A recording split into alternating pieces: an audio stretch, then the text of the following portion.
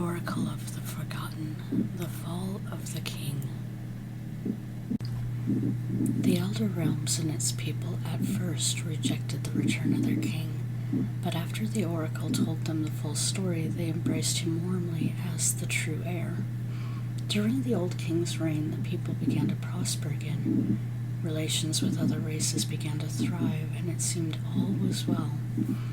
Unfortunately, the peace was not about to last. The king's wife disappeared only days before the wedding of their child. The kingdom was in disarray, and the wedding was postponed. Accusations of what happened and who had been involved began to fly quickly through all the realms. Another creator was gone, and there were so many reasons to question both her whereabouts and her status. Despite the disappearance, the Void King and his bride married quietly, promising a wedding after. The focus instead was placed on finding the missing queen. The Void King took his bride swiftly to a place where she was held away from the worlds for a time. The king began to question his guards, advisors, even the entire order of the palace itself, every person who had entered or exited. With the loss of yet another beloved person in his world, with no reason nor evidence of why, the old king's mental decline became swifter by the moment. He trusted no one. Many of his advisors were rounded up and moved into holding cells, while he continued his relentless search for his wife. He was no longer able to focus on any other matter. Finally, the Void King returned with information, uncertain of how his master would react. He knew the king's state was furthest from ideal. Still, he had promised to use any means to find the information he needed, and he refused to return empty-handed. When he had his answer, he also knew the old king was not going to take the news well, in the least.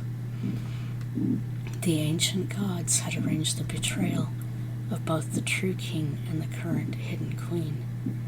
Even worse, there was a final confirmation.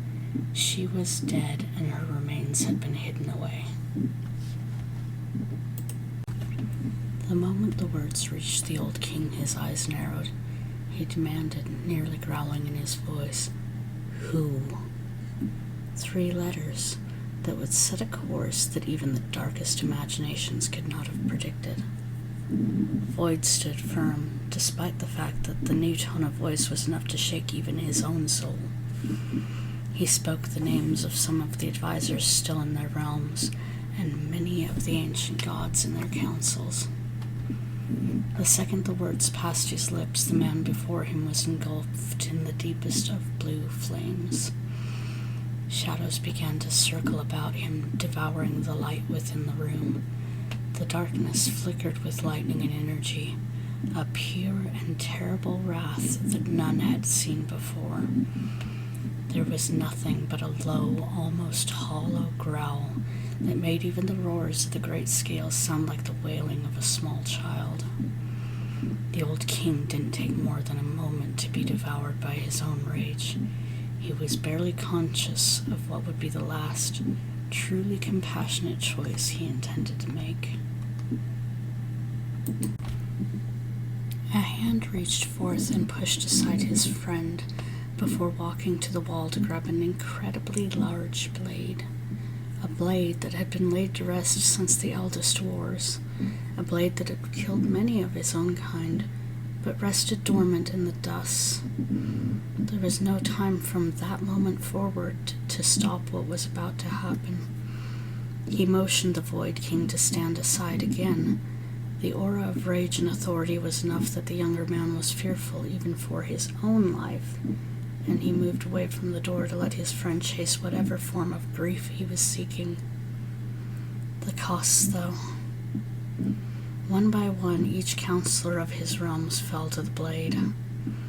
All of their families, all of their friends, anyone within his reach at the moment he found them was lost to the eternal darkness, scattered into parts too small to ever recover even in the spiritual realms.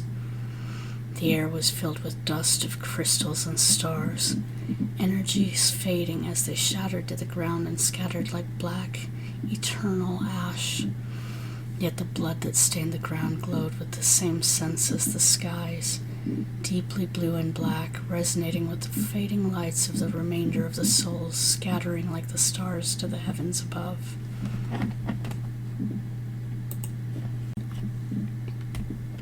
A quiet, glowing river formed in his wake as the cities around him began to burn with the same blue flames that had consumed him. His passage through the realms cut a fire that burned every inch of the lands. Their entire world was starting to burn section by section. Armies rose up before him and fell at his feet. It was as if his own injuries were nothing.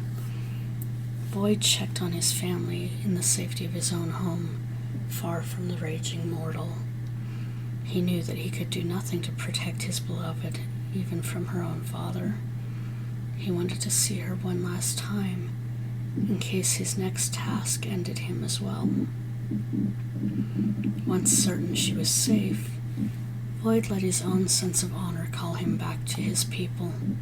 This time he returned bearing the armor of the kingdom, the armor the previous holder of that same blade had worn.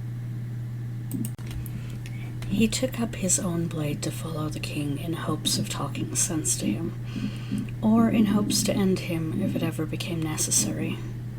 Despite their blades crossing many times, the rampage would not be stopped until every individual, every friend, every ally, even the family of those whose names he was given, had fallen before him.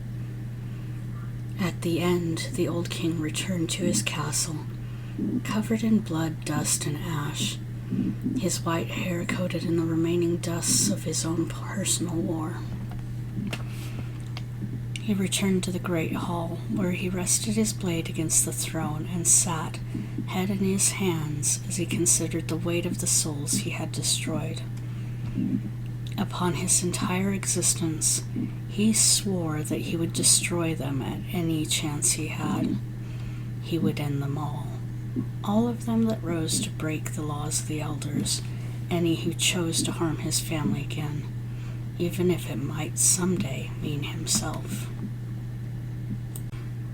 The Void King arrived beside him, trying once again to speak sense to the enraged and now grieving man. His words, his gentle advice, it all seemed to fall upon deaf ears. The king had gone silent, and nothing could seem to break him from his solitude now.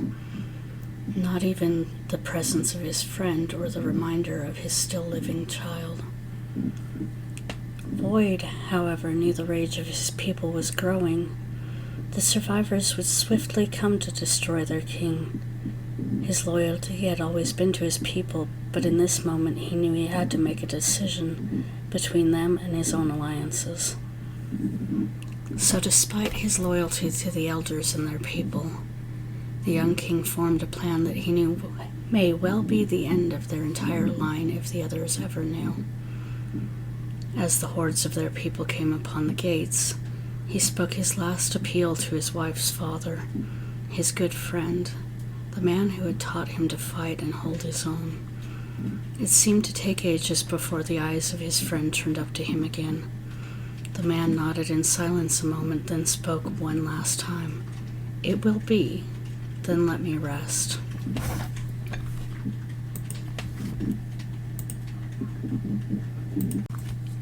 The Void King emerged from the darkness of the throne room, walking forth to where the people were chanting for the castle doors to open. On his back was an immense blade, beyond the scope of most mortals, but identical to the one the king had held in his moments of rage and bloodshed. A sword of an ancient elder that was forged long ago from the energies of the universe itself. The sword hummed as the faint blue glow began to draw itself back into the blade. The blood of those fallen still stained the surface, carving runes along it in silence. It was difficult for the younger king to hide this with his own magic, despite the power that he himself held. It was only the beginning of a process he knew would nearly kill him to complete. Still, it was the only way he could find to do what needed done. The people were still calling out for the old king, calling him and Void the betrayers. Void looked out to the people, then raised the blade of the old king. He is fallen. The only traitor is his guard who cut him from the flesh. The silence of the crowd was almost tangible. It was as if they couldn't follow the words. Void continued to speak. I take the title of Betrayer King. Do with me as you will. It was a risk. They could have sent him to his end had they only known how. There was always the chance one of the crowd knew, despite the efforts to prevent them from learning during the reign of the old king. The people protested. Without a king, the ancient gods and their council already declared their leadership would be absolute, unless another king would rise. After all, the elders were their gods and their kings. Without a leader, it was feared the balance of the races would be eternally broken.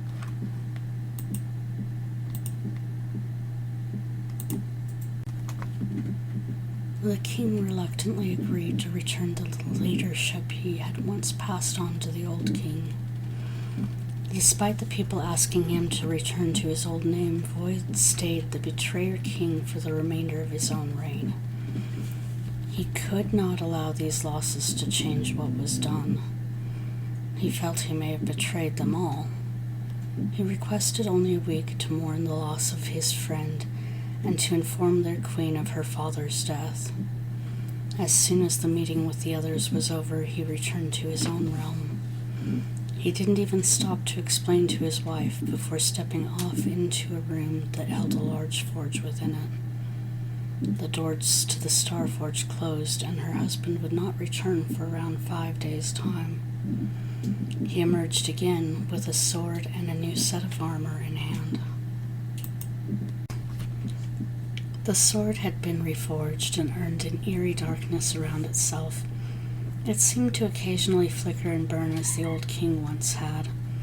Each time the flames rose, the armor glowed in response, as if they were checking their own status of one another. A small crest rested in the king's hand. The crest itself seemed the most normal of all. The crystal laid within was surrounded by the pulsating energy of the forge used to create it. He sat each item into the display that his own armor had once rested upon. He was clearly exhausted beyond any physical amount of measure, and his own energy at the moment was barely a candle in the darkness of his realm. He explained what he had done, all that transpired. He explained the true fate of the old king to his beloved. She needed to know the truth. The king is resting, but he will rise again. I don't know if anything will ever stop it. In response, his wife asked if they could name their child after her father. A child, a small flicker of hope in the darkest time of the Betrayer King. But he also knew with that he must protect her at all costs. Who knew what the ancients would try next?